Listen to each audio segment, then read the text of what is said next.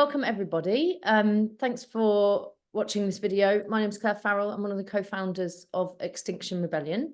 And I've been facilitating some public conversations via these kinds of recordings for a while now with people who I think have got interesting and unique perspectives on the climate crisis, the ecological crisis, and what we might do about that. And so today I'm having a conversation with Delton Chen.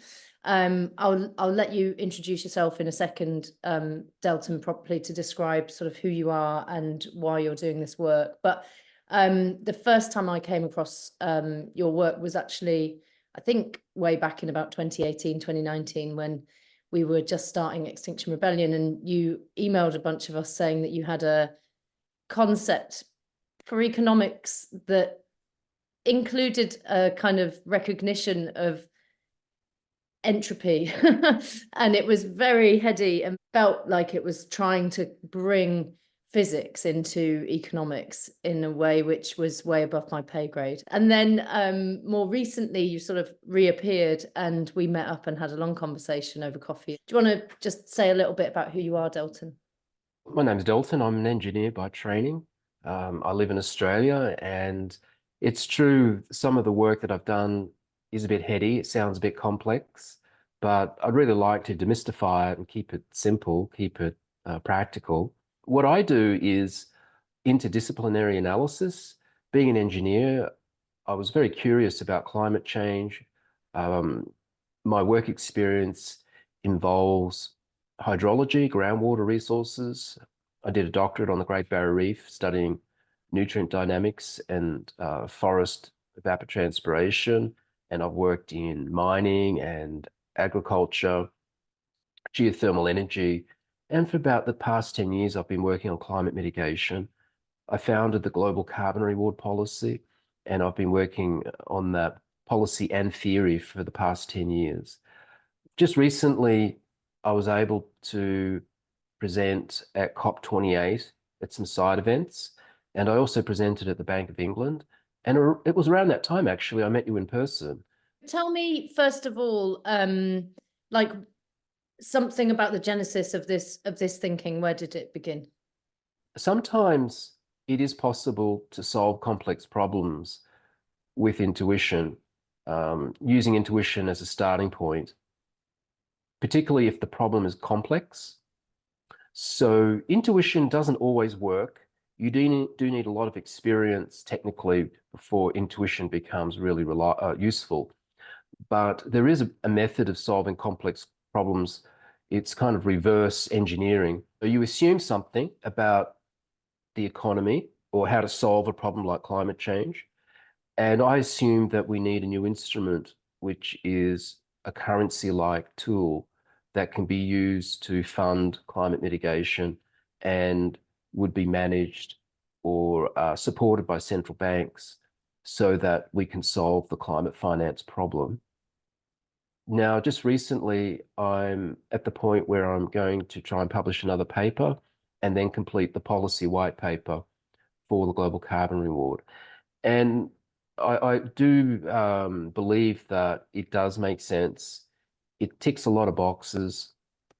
It appears to answer some very important questions about how to manage systemic risk and why we have this political gridlock over climate change. We're not making a lot of progress. We're kind of moving along with incrementalism. And this is in itself a systemic risk.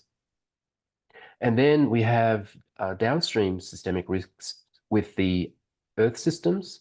So we're now learning about positive feedbacks in the climate system, tipping elements, tipping points, and cascading events. What that implies is that the climate system is inherently unstable, and we have to be careful we don't go past those tipping points. So that's another kind of systemic risk, which is downstream. But the political gridlock is really an upstream systemic risk. So the work I've done theoretically is to try and frame these problems in a logical way and mesh it into standard economic theory to explain what's gone wrong with the standard theory, which is very strongly supported by the work of Arthur Pigou, who proposed the idea of externalities, positive, negative externalities. But that theory is 100 years old. So you've got to ask the question, maybe there's more going on with the climate crisis. It doesn't seem to fit the mold of just a standard market failure. It feels to me like the siloing of disciplines is a problem in and of itself in this set of circumstances and this problem. I know it's like important for people to have specialisms and be sensitive to specialist information, but it feels really important for people to get a view, a wider view. And like you say, I think people are a bit frightened of the term intuition, when actually suppressing it seems to be repressing something very important at a time when we need to be able to think in a more whole kind of sense. The story of Nordhaus doing the economics work for the IPCC space and getting a Nobel Prize, even though a lot of scientists checked his homework later and went, that's absurd. It doesn't make any sense. You can't think like that. Maybe just go on and explain what's new in terms of your concept of a global carbon reward. First of all, I agree with you that the silo effect is a serious problem for humanity. Everybody is a specialist nowadays, whether you're a hairdresser, a bus driver, a climate scientist, engineer, a lawyer, everyone's specialized. And when you specialize, you have your own language and conceptual models of the world. And I've noticed that economists have their own conceptual model based on the stuff they read, and it's different to the natural sciences, it's different to engineering. This is why it's such an interesting problem. What actually is going wrong in this neoclassical economic approach of William Nordhaus? Personally, I think that William Nordhaus's work is conceptually correct within the neoclassical model. What the main criticism is about his work are the numbers. So the numbers he has in his computer model are very conservative, and they kind of suggest that we could go to 3 or 4 degrees of warming and not worry too much. I'm not sure if that's exactly what he's saying, but that's the kind of output that he gave from his modeling work. Where I'm more interested is not the inputs and outputs of his model. What I'm interested in are the actual concepts.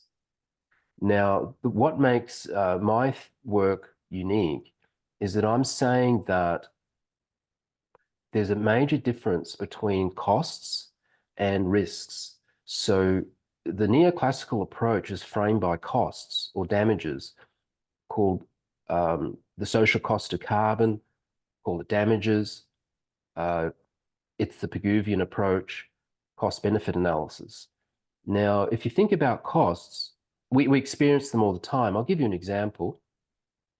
How much does it cost to run your car for the year? Well, you know how far you drive, and you can sort of add up the bills and the maintenance costs, and you can come to a number. That's a cost. Important is that it's predictable. The problem there is that we have another dimension to our reality, which is risk. So risk is unique in that it's not predictable.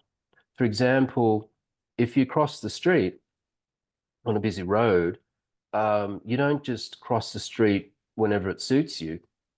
It might save you time just to cross, but you could get hit by a bus or something. And so there's a risk. Now, how much would that risk cost you, getting hit by a bus? It's very hard to know. It could cost anywhere from $1 to $1 million or your life. And so those sorts of problems are risk-based. And the standard economic theory doesn't have a framework for dealing with systemic risks very well. It's kind of an issue which is fuddled around. So what I've done is I've built a wider framework that points to the idea that we can price the systemic risks. And what's interesting is that it appears to me, at least, that we are missing a policy that is specialized for that very purpose. Now, if it's true, we're missing a policy to price the systemic risks and manage those systemic risks, what would you expect to happen? We wouldn't be able to manage them. And this is what we see. So what we're seeing in terms of systemic risk are two types. There's an upstream risk and a downstream risk. The upstream is where the political elite cannot make decisions regarding rapid decarbonisation. There's a political gridlock, which I believe is related to the global financial system and the debt-based structure of finance, including, of course, our monetary system. It's a debt-based monetary system. So with so much debt and debt-based investing, it's very difficult for politicians to take a very aggressive decarbonisation pathway because they will lose the support of all the business people and backers. Mm. So that's the upstream systemic risk. And the downstream is the planet itself, in that there are different Earth systems, including the climate system, that have a propensity to become unstable with higher concentrations of greenhouse gases and higher temperatures. These are nowadays talked about in terms of tipping elements. The climate system appears to be inherently unstable with positive feedbacks. If we go too far with emissions and warming, we could, for example, cause a lot of methane and CO2 to come out of thawing permafrost, or the Amazon could burn down, or the AMOC, Atlantic Meridional Overturning Circulation, could destabilize, and that would cause major changes to the planet, and so on and so forth. So they're possible tipping points are also positive feedbacks, and they can cascade into each other. So all of that complexity is very difficult to predict. You can't really predict it because we don't have the models that are calibrated for this dynamic reality.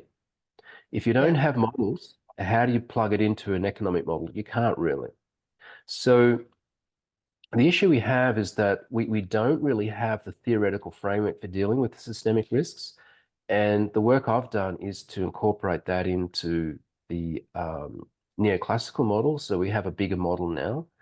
And what I'm saying is that if we do implement this policy, global carbon reward, my personal prediction is that it will make a massive difference.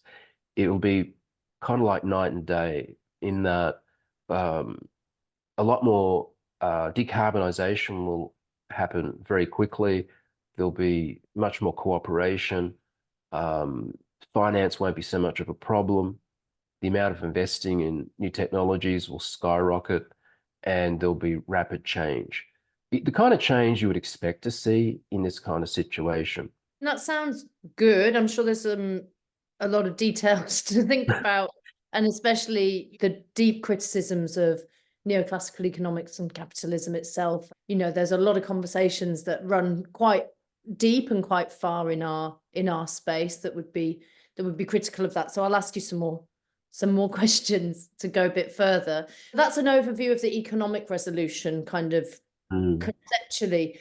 And then what about ecological? Because, you know, since we started Extinction Rebellion, we really tried to pull together the climate with the extinction crisis and with biodiversity loss. It can feel quite hard to hold both. And I think often, you know, people are talking about one or the other. So I've spoken to you before about how this can support regenerative outcomes.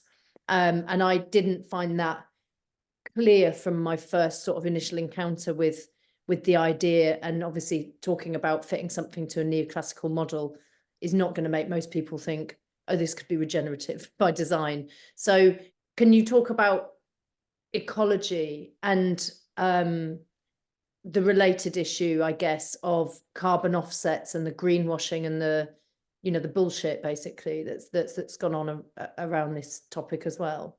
There's quite a few topics there to unpack. I might start with the greenwashing from carbon credits and offsetting.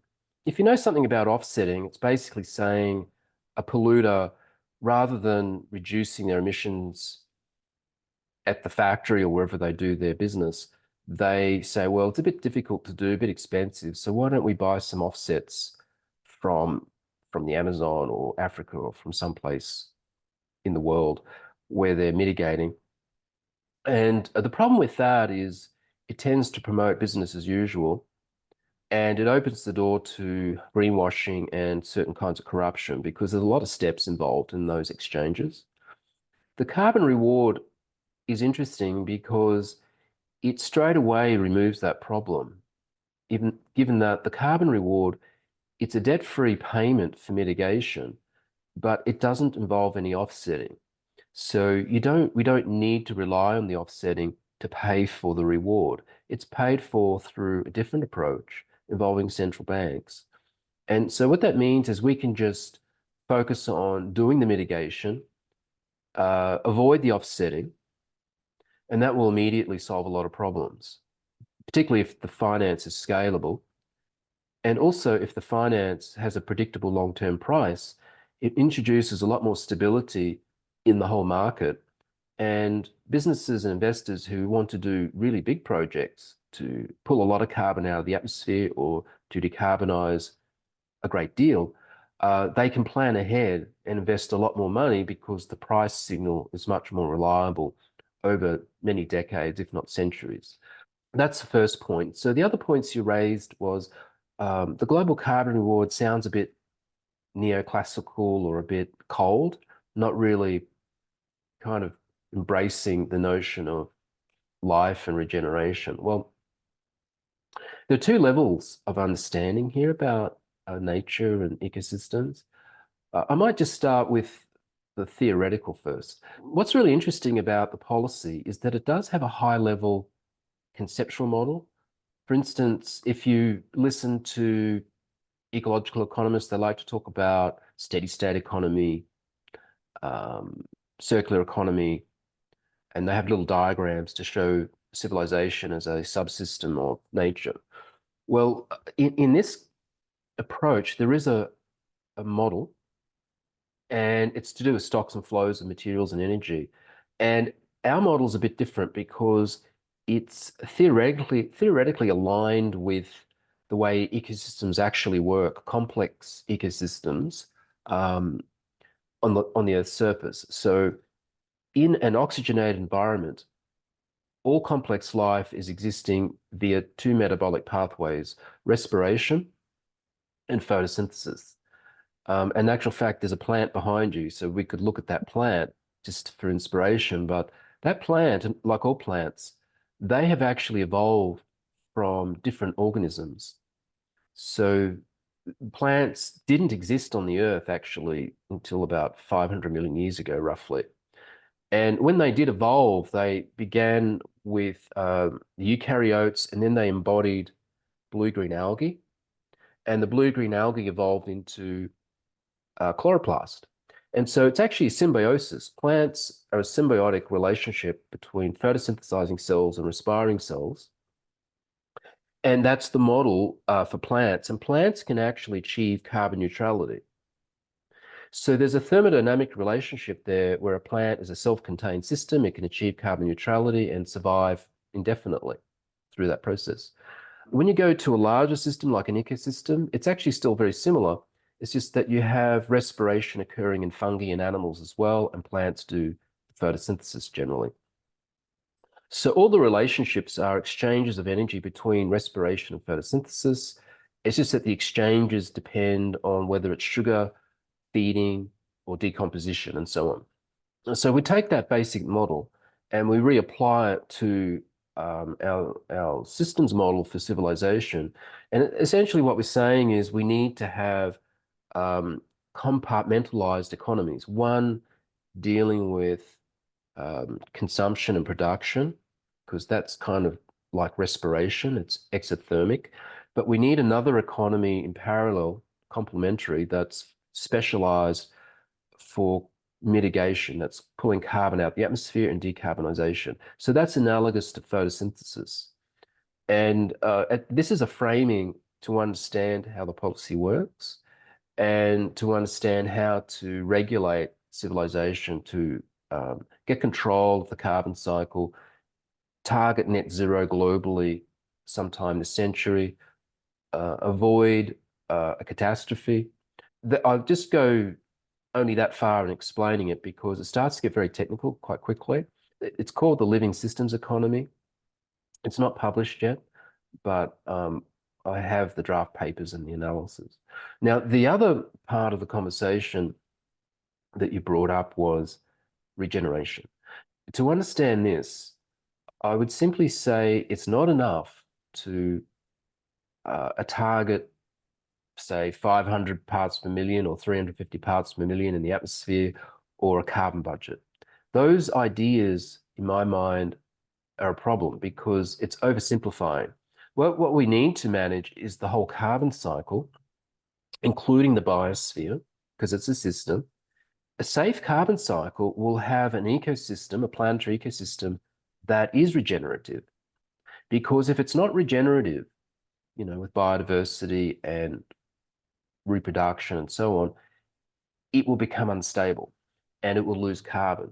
So it only makes sense to include in the policy a facility to promote ecological protection, regeneration, protect biodiversity, and so on. And similarly, we can say the same thing about human societies.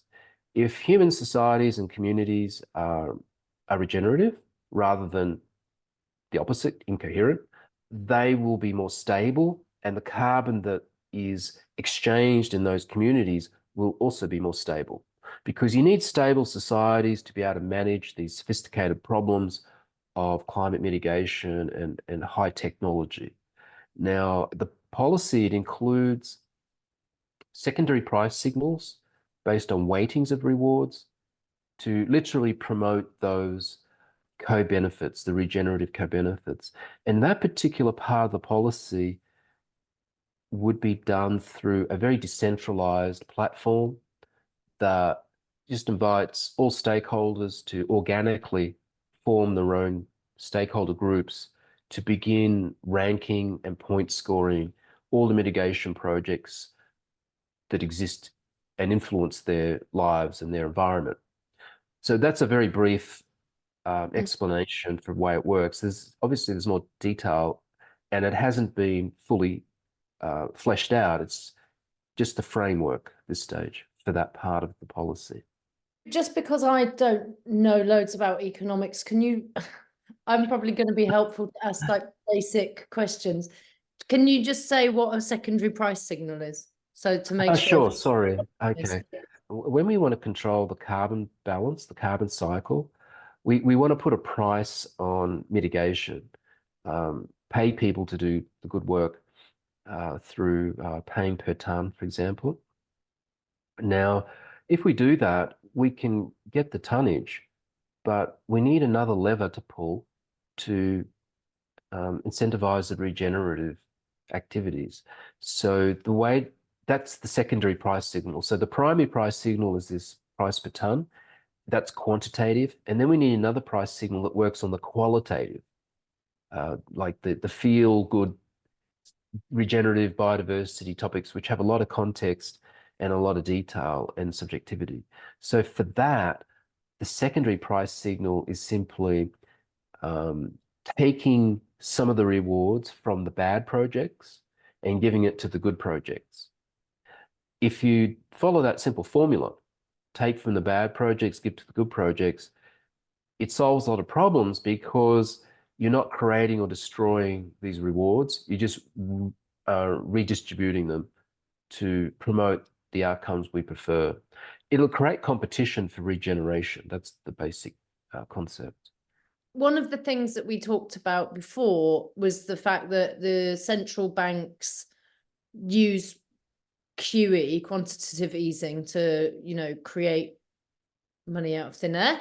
And this has been massively problematic, obviously, for like the escalating, spiraling inequality and the concentration of money in certain parts of the system or our societies. And whilst lots of people are becoming more and more poor and even more destitute, even in very wealthy countries like this, since 2008, and everyone has heard the famous phrase, they got bailed out and we got sold out. There's been, I think, a greater understanding in the general public that there are serious problems with the fact that people can just make billions of pounds and chuck it at whatever they feel like in political sense, whilst under a crisis. And so there's a sort of element of your proposal working with the system as it stands that is a type of QE, isn't it? And so can you speak a little bit to that, which I think you've been calling it carbon QE? Yeah, carbon QE. This is a big story, and it's a very layered story. Like we might need 5 or 10 minutes just to kind of give it some context, but I'll try and talk through it really quickly. Well, first of all, quantitative easing, basically, it's where the central bank prints bank reserves from nothing, which they can do, and they use that new money to buy financial assets. That's conventional QE, and it was used to stabilize the financial system during the 2008-9 global financial crisis. So they bought financial institutions in distress and whatever else assets they bought. It's a way of also of stimulating the economy when interest rates are already very, very low or zero. So that's kind of the basic story. But what's more nuanced about this story is that the way our economy works is that when money is created, most of it is actually created not by the central banks. They actually don't create that much at all. It's mainly created by commercial banks. Now, why is that? Well, because it's the money created by commercial banks that actually circulates to businesses and people like you and I. The money that the central banks create stays in a different system. It's the bank reserves in the interbank system. It's the bank accounts for financial institutions, which is a different type of system. It's not the system we use. And the system we use is bigger, and it's on the outside, and that's on the inside. So my point is, if you look at what commercial banks do when they create money as loans, they tend to lend money and create money for particular reasons. And those reasons tend to be big corporates and real estate and safe bets for the big businesses. They're not that interested in lending to the little guys, small and medium-sized businesses, and so they tend to suffer. So some experts in this field say, look, if you want a healthy, robust economy, you need the commercial banks to lend a lot more to the little guys, and that can really improve employment and have a lot of benefits. So that's an important backstory. And this leads on to the other concept of quantitative easing. The originator of quantitative easing, Richard Werner, he actually wanted the central banks not to print the money to buy the assets from Wall Street, but to print the money to spend in the productive sectors of the economy where you make stuff and do stuff, because that would employ people, if you see what I mean. And what happens if you use this new money produced from QE to buy financial assets? You're bumping up the value of those assets. The rich get richer. The poor don't get richer. They maybe get poorer. It increases inequality. It does stabilize the system for the reasons that they believe, but it has a long-term detrimental effect on society because of inequality. And so they haven't quite come to terms with that. Now let's look at carbon quantitative easing. So carbon quantitative easing is not a kind of QE that just happens sporadically because the financial system is about to collapse or anything like that. It's going to be a very long-term, over hundreds, if not thousands of years. It's going to happen forever type thing. And it'll be very strategic. And it's going to support the policy, global carbon reward, the instrument called a carbon currency. And that currency is going directly to the productive sectors. So it will create jobs and it will fund the mitigation and regeneration we need. And so when the central banks are doing the carbon quantitative easing, what they're doing in effect is not so much expanding the money supply to buy this carbon currency. What in effect they're doing is something a bit more nuanced and much, much more strategic. What they're in effect doing is saying that if this carbon currency falls in value below a certain level, they're going to defend its value. They're going to buy it up if its value gets too low. And they're going to defend the value of this carbon currency into the future to follow a schedule. So it'll have a rising schedule over decades to solve the problem. And if they back this floor price with carbon QE, some magic happens. And the magic is that this asset becomes investable. It's actually an investment because you can buy it at the beginning, sell it later, and make a profit possibly. And what that means is with this guarantee from central banks, this carbon QE, we expect the private sector to buy it in huge amounts. And that way we're reallocating investment and wealth and capital from everything else that's going on and putting it into climate mitigation through this mechanism. And it's a mechanism that should appeal to Wall Street and appeal to the average person in the street because we could all participate in this investment opportunity. Like if you're listening and you happen to invest in Bitcoin, you might understand whilst Bitcoin might be exciting, it does crash from time to time and you don't have a lot of certainty in the future. But with this carbon currency, you have a lot of certainty and you can invest in it for the long term.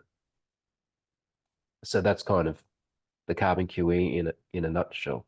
Obviously, that's going to run into the degrowthers and the people who think that the growth imperative embedded in our system is, ultimately a problem. But I'll come back to that. First, I just want to ask you if you did all of that and it got implemented by everybody who's to the Paris Climate Accord, what would happen? Well, it's well known actually that there's a huge climate finance gap to try and achieve the Paris goals. It's roughly 3 trillion per year for conventional mitigation, and it will increase to about 1 trillion a year for carbon removal from the atmosphere, removal and storage. So you're talking roughly 3-4 trillion a year for a very long time. And that's before you even talk about the loss and damage fund, which is a pitiful, insulting amount in a little pot at the moment, isn't it? Yes, that's another story. Loss and damage, and the Green Climate Fund as well. They all suffer. And actually, it's worth commenting on this point. Why does the Green Climate Fund and the Loss and Damage Fund suffer? Why can't countries just pile lots of money in? Well, it's because our financial system is debt-based. It's very difficult to come across money in surplus that you can just give away as grants because all the money in existence has actually got a counterbalance of debt. So most of the money is created as debt. That means it's a loan. That means somebody has to find the money to pay back their loans with interest. That's why money is so scarce. And that's why we have this problem. And that's one reason. There are other reasons too, political, that I don't put a lot of hope or faith in these funds that come out of COP meetings. They tend to really suffer. But I think we've gone off track a little bit. Can you get me back on track, please, Claire? I think I... No problem.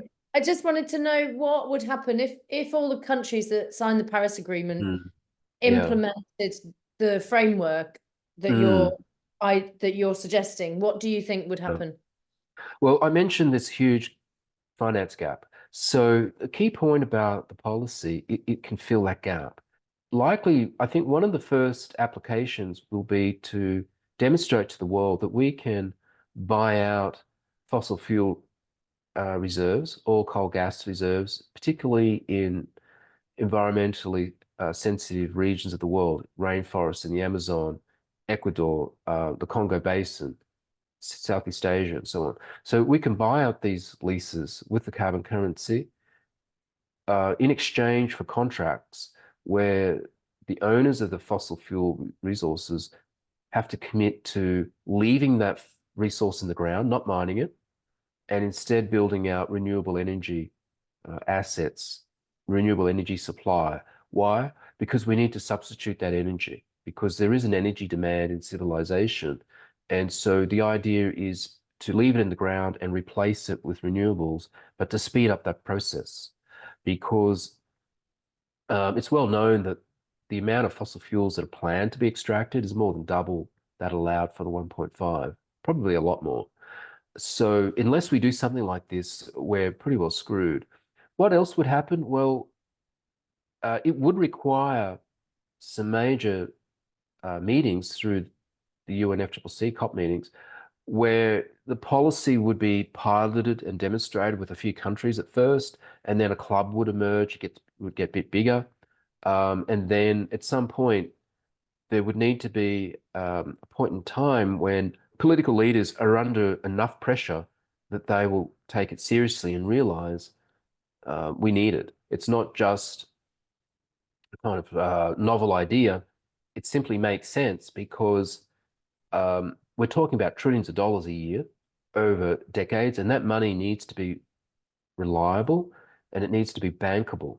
I think environmentalists maybe don't think enough about what it's like to be a business person or investor in these big projects. So all big projects have to be funded either with debt or equity.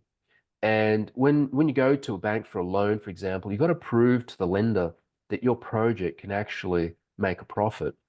And if you're in a developing country, that's difficult because interest rates are high due to the sovereign risk and so on. So with this carbon reward, it solves a lot of those problems, because when projects in developing countries and everywhere else can report their carbon currency earnings into the future, the lenders and the investors will take those forecasts seriously, and they will say, yeah, this is bankable because that carbon currency is backed by central banks. It's got a guaranteed floor. We can make a profit. We're good to go, and stuff can happen. But at the moment, it's very difficult to get projects off the ground. There are big questions about how transitions take place because of the extraction that's required, because of the destruction inherent in mining and creating the materials for all of that. And I'm increasingly joining dots in my own mind about the frame of peace, really, and cooperation and peacemaking and building.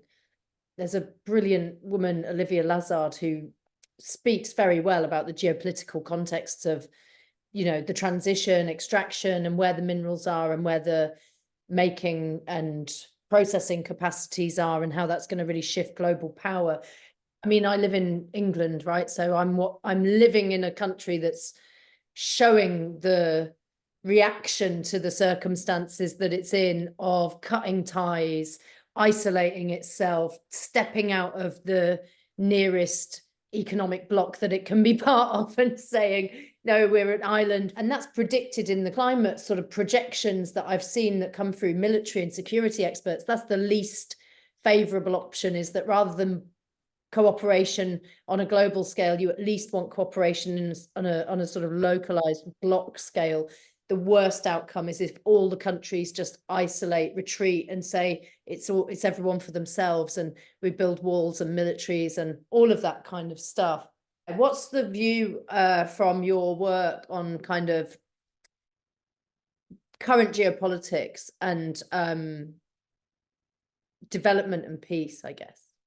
Human civilization has a very interesting history, and this history is very much tied up in currencies and monetary systems for a number of reasons. And I think the history of money is very important to understand. So when I talk about a carbon currency, it might sound a little bit flaky. Maybe some people think, oh, it's another Bitcoin or a blockchain, which it isn't. Think of it in context of civilization's evolution.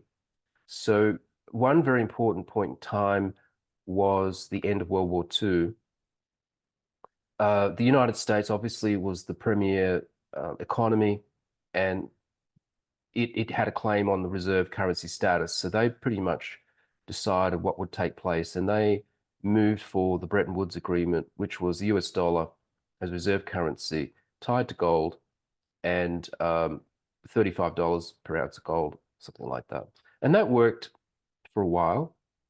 But because gold is in limited supply, it began to break down. Why? Because the world economy was growing so quickly.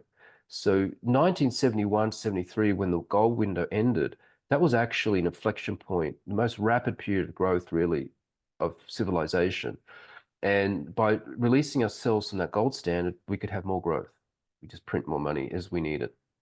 we need to recognize that the Bretton Woods and the UN that came out of World War II, World Bank and all that, they had a very important, they still have very important function to play for global cooperation. But now in the early 21st century, we see rising superpowers that are contenders for being a dominant player in the world. And so there's a competition between superpowers for political and cultural and economic dominance. Now, we can see it playing out in real time. It appears the world is splitting into a multipolar situation between East and West. And it's a very dangerous time because a lot of the neocon political rhetoric is quite dangerous because it tends to follow an aggressive, militaristic approach. We can all see that happening. We need to think about what is the right context for civilization at this particular point in time. We can't really go back in time to a different kind of monetary system based on gold or silver coins or anything like that. What my claim is, we're in a very special point of time. It's just that we haven't quite realized what it is. And in my opinion, it's a thermodynamic transition. So I'll frame it in ways that might make some sense. One way we mark time for civilization is in terms of industrial revolutions. So we had the first industrial revolution in the mid-1700s, roughly, to about the early 1800s. And that was the first factories, the first steam engines, and the beginning of urbanization. It began in the United Kingdom and spread outwards. Now, the second industrial revolution, I think roughly around the mid-1800s through to the early 20th century, that was unique for the beginning of globalization through electrification, telephone, TV, radio, and so on, and really ramping up production with industrial processes. The third industrial revolution, some people claim, was around maybe end of World War II, roughly, where we began a new process of digitization and global finance. And that carried on through to, some people would argue, around about now, maybe beginning of the noughties. And the new fourth industrial revolution, potentially, is advanced digital technologies like AI. It's also new material science, quantum computing, possibly, driverless cars, and all these kinds of fancy tech that are another level beyond, to a new level where they take on quite a magical quality. And embedded in that through the internet also is social media programming, which we don't really see, but there are these emergent phenomena which are a little bit weird. Now, in this fourth industrial revolution, in my opinion, what's missing is a new economic model that fits the period. And the period that we're in is unique because we are now faced with a problem where we have to take carbon out of the atmosphere, which is thermodynamically the reverse of every other period of industrial revolution, and even prior to that. So prior to the first industrial revolution with agriculture, we actually survived from biofuels. So biofuels are the same process as combustion. We just moved on to fossil fuels, it's combustion. It's all the same kind of chemistry and thermodynamics. Even before that, the agricultural revolution and hunter-gatherers, we survived by making fire. It's the same thing, same thermodynamic combustion process. So now we're faced with something completely the opposite. And we haven't quite figured out that to survive on this planet, the fourth industrial revolution needs to have a economic revolution on the understanding that we have to have the capacity to do the reverse of what we're familiar with. We're not familiar with carbon dioxide removal. We find it uncanny, a bit weird, and there are debates around whether we should attempt it or not. In my opinion, these are quite naive debates and discussions because we absolutely do need it. It's just that we haven't quite figured out that that is definitely the future of civilization. It's a test. Unless we can master the process of carbon removal from the atmosphere and decarbonizing industry, we're pretty well screwed. The fourth industrial revolution, in my opinion, has to have not only the economic and thermodynamic dimension, it needs the monetary dimension as well. What's interesting about money is if you look back in history, not necessarily through design, but maybe trial and error, kind of just stumbling along for the right kind of model, the monetary systems that civilizations have used has always matched the energy supply. So if you go back prior to the Second Industrial Revolution and the First Industrial Revolution, we were using gold and silver predominantly. Silver coins were the world's first international currency, worked very reliably for more than 2 centuries. Then about the time of the First World War, Second World War, we started to give up on that and move to representative currencies where the gold was held in a bank vault somewhere, and we just kind of backed money with gold and silver. And then we realized, oh, we didn't need that. Why?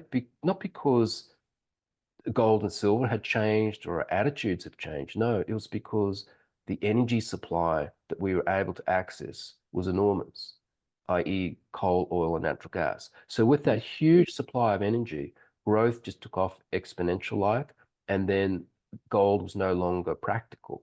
We just released ourselves from that commodity and just went for full fiat, floating exchange rates. Now we're hitting the peak of growth, and we're looking around and saying, oh my goodness, we can't continue on this way. And what's interesting is that money, fiat money, which is created as debt, it's not just a tool for economics and commerce. It actually is a catalyst for growth. It drives more growth as well as facilitates growth. So if we want to change trajectory, we're going to need other kinds of money that doesn't force us into a growth trajectory. Now, the carbon currency is, interestingly, it's not actually money as a medium of exchange. You don't need it to buy anything, and you can't actually. It's purely an asset. And so it might be confusing actually as to what we're talking about. What we're talking about with the carbon currency is an incentive to decarbonize, and that will get us to where we need to go. But to understand what kind of money we need in the far future when we can't grow anymore or grow peaks, that's another question, and that's quite a nuanced one. In my opinion, when we hit peak growth and we start to plateau, we simply won't be able to rely on debt-based money. We simply swap over to other forms of fiat that don't require debt. And we actually have them in circulation. The banknotes and coins, which are issued by the central bank or treasury, are such a form of money. They're not necessarily backed by debt. It's the money in your bank account with commercial banks that's backed by debt or loans. So you just need to change the composition of the monetary system to deal with the growth problem. That's not something we need to get too worried about right now, but it's certainly a topic that needs to be discussed by people interested in degrowth, because unless you have the right monetary system, a civilization and economy will become hugely unstable. It feels like you're thinking through there, like some of the things that people like Nate Hagens talk about, the sort of energy blindness of societies and people, and not paying attention to how much additional energy or labor we get out of the supercharging of our societies on fossil power, because it's so phenomenally powerful. And also that you are thinking about how this concept meets the ideas around limits to growth, or the ideas that exist around planetary boundaries. Your thinking is inclusive of how you would prevent that permanent growth imperative and expansion from continuing to like blow further and further and further past the limits or the boundaries. Well, the way I see it is if we do have an economic system with or without the global carbon reward, that can actually deliver a safe carbon balance, by default, it will have to manage the growth problem, because unless they're both coupled problems, you can't solve one without solving the other. In my opinion, the amount of growth we have as GDP, as a measure of growth, there are other measures, but I see that as being a dependent variable. Like, you don't need to force it to necessarily to peak. It will just peak whenever it's natural for it to peak. Why I say that is that we really need to focus on the carbon balance more so than the energy balance. The priority I place on energy is not so much how much energy we use, but what we do with it. From a systems perspective, what we need to do is allocate enough energy to the problem of decarbonisation and carbon removal. And that's probably the right answer. If we don't have a lot of energy, it means we have less energy for the fun things, for, luxury items and consumption. But if we have abundant energy, and we can still manage the carbon balance and cycle, then we have more toys to play with, and I suppose quality of life would be higher. That's Mother Nature's boundary. We don't get a choice. We just have to work within Mother Nature's boundary best we can. It's my opinion that we're not going to succeed unless we have the right economic structures and incentives, and it has to make sense for the problem at hand, which is, in my opinion, it's got to be the carbon cycle first. And yes, I know there are other problems, of course. We touched on a few, such as ecological breakdown. There's other kinds of pollution. There's planetary boundaries we could talk about too. But many of the planetary boundaries actually related to the carbon cycle, either directly or indirectly. And if you don't have the carbon cycle properly managed, in effect, you're giving up on life itself, because life is based on carbon. So when I talk about the carbon cycle, I'm not just talking about, the invisible gases going up in the atmosphere and chimney stacks. I literally mean every molecule of every plant, animal, and fungi and bacteria that exists on the planet. That's all part of the carbon cycle. And also, the detritus in the soil and soil carbon, that's included. Carbon in the oceans, it acidifies the oceans, that's included. All of it. That's what we got to manage. And if we can master that reasonably well, we will be in a better position to tackle other kinds of pollution and other social problems. But you got to have your framework, in my opinion. It's not an answer for everything, but you got to start somewhere. The carbon thermostat is not you turn it down and then it all stops. Other things have to stop that aren't just carbon. For example, forever chemicals and microplastic pollution in the ocean, and the crisis in the oceans, which is enormously overlooked by the big climate conversations, in my view. The nature and of the pollution and the scale of the pollution is undermining the health of the ocean, such that it will sequester less carbon because it's damaging ecosystems and plankton and all the rest of it. Increasing carbon is making the world hot, but it's also more complex than that. We probably need quite a multifaceted and open conversation where people are willing to look at things from different perspectives, from different discipline perspectives, and really think about how we can, like we said at the start, cross-discipline collaboration, or get out of silos and see stuff from different perspectives, because I still hear things that blow my mind on a regular basis. Yeah, I'd like to make a comment, because you raised plastics, and you raised a few issues. First of all, the silo effect, once again. I came to this space with an engineering background, and I've been looking at the circular economy model for a while now, thinking about it. And I've come to my own personal interpretation or conclusion. I believe now that the circular economy model is the wrong model for certain things, such as plastics. Now, plastics are actually carbon-based, so they are part of the carbon cycle. But the problem with them is they don't actually fit into the carbon cycle, because they're non-biodegradable.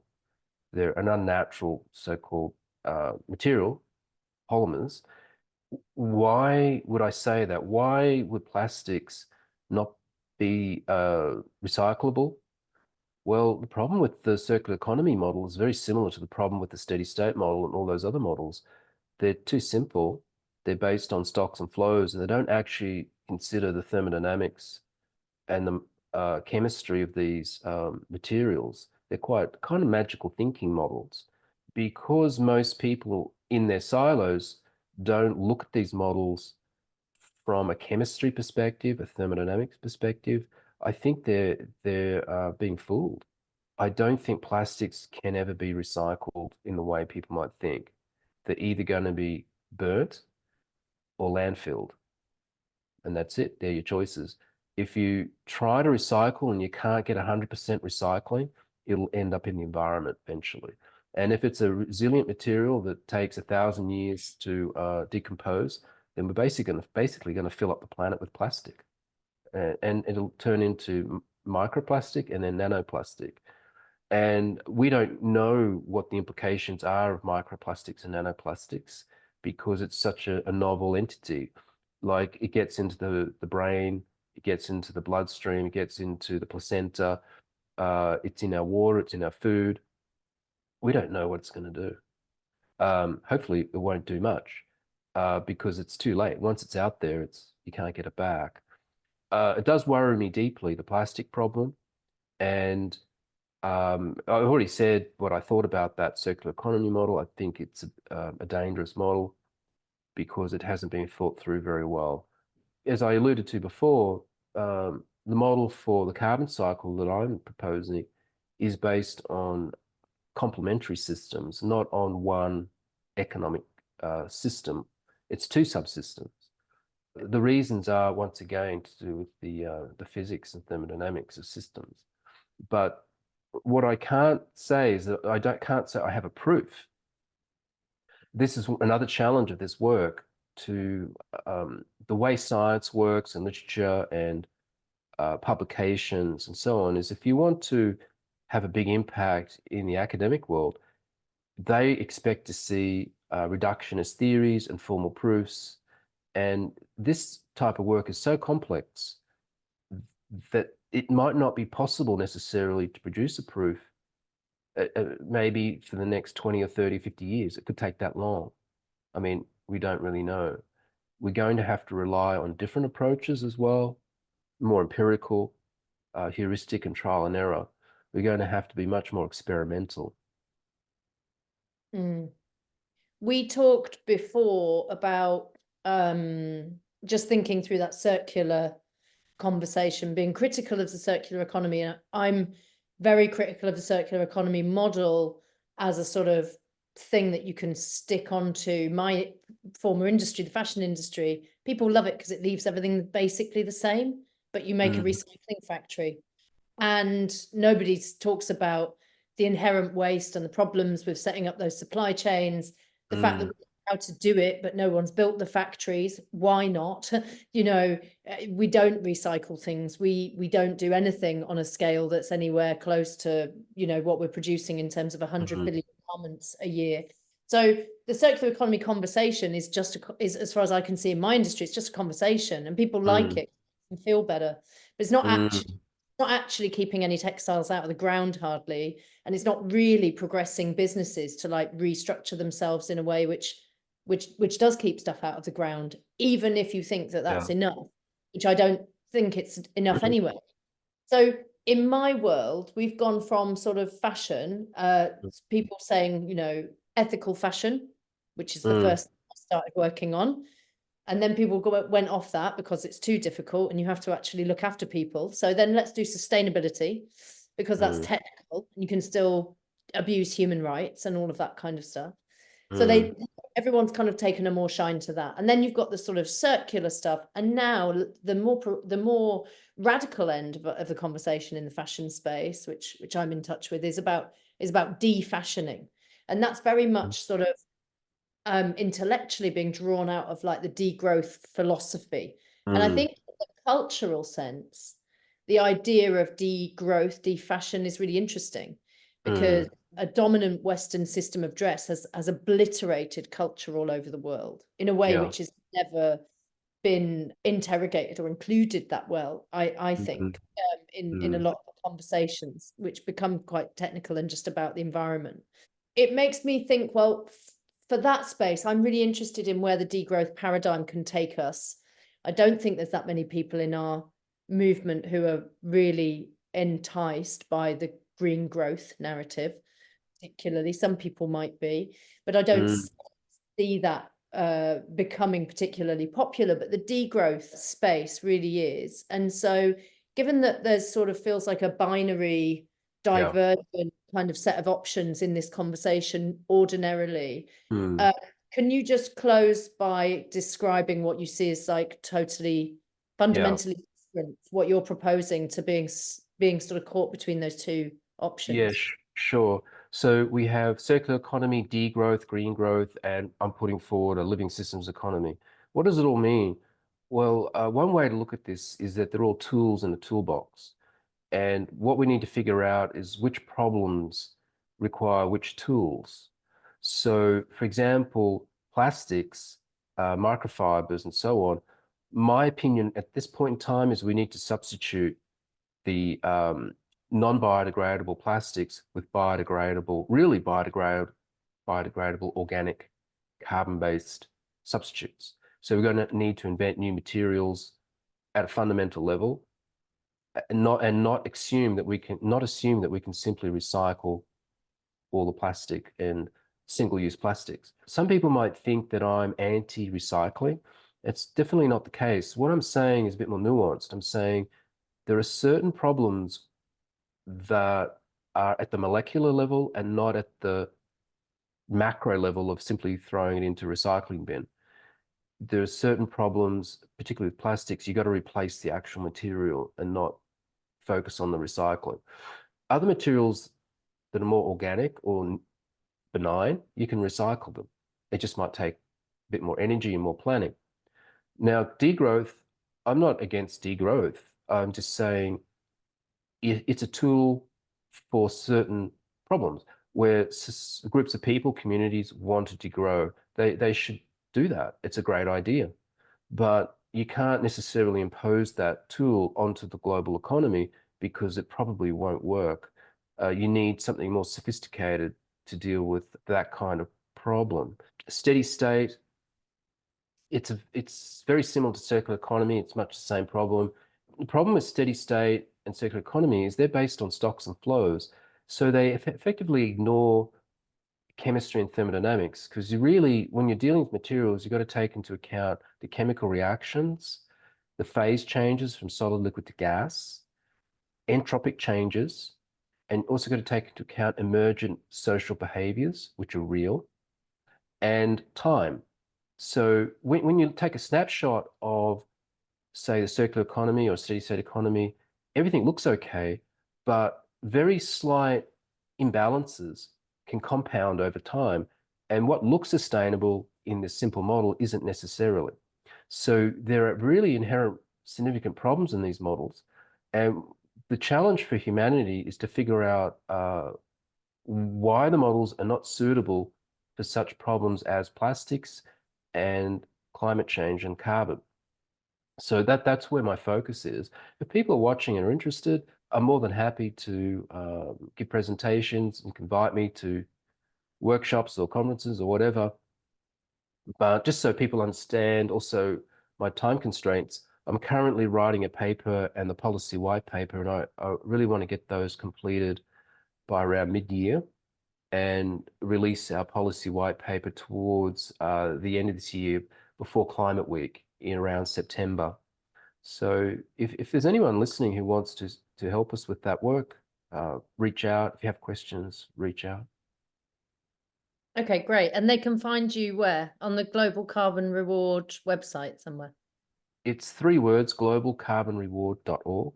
Just Google it. You should find it pretty easily. And there's a contact page there. Well, thanks, Delton. It's been really interesting. And I'm always interested to find people who are proposing something that seems not to fit in the mold of any of the other categories that I'm aware of. So it's really, really interesting, and let's keep in touch. I hope this has been interesting for people in our movement, and also, you know, Extinction Rebellion in the UK have just done a whole load of actions on focusing specifically around the insurance industry, and obviously there are major issues there around the facilitation of carbon intensive projects, but really underlying it an enormous question for me about why the insurance industry isn't recognizing systemic risk in a way which seems blatantly very obvious to me. So it's really good to talk to someone with a sort of a view from a different direction on risk and global systemic risk as well. So thanks very much, Del. Catch you soon, everybody. Thank you for watching. Bye-bye. Bye-bye.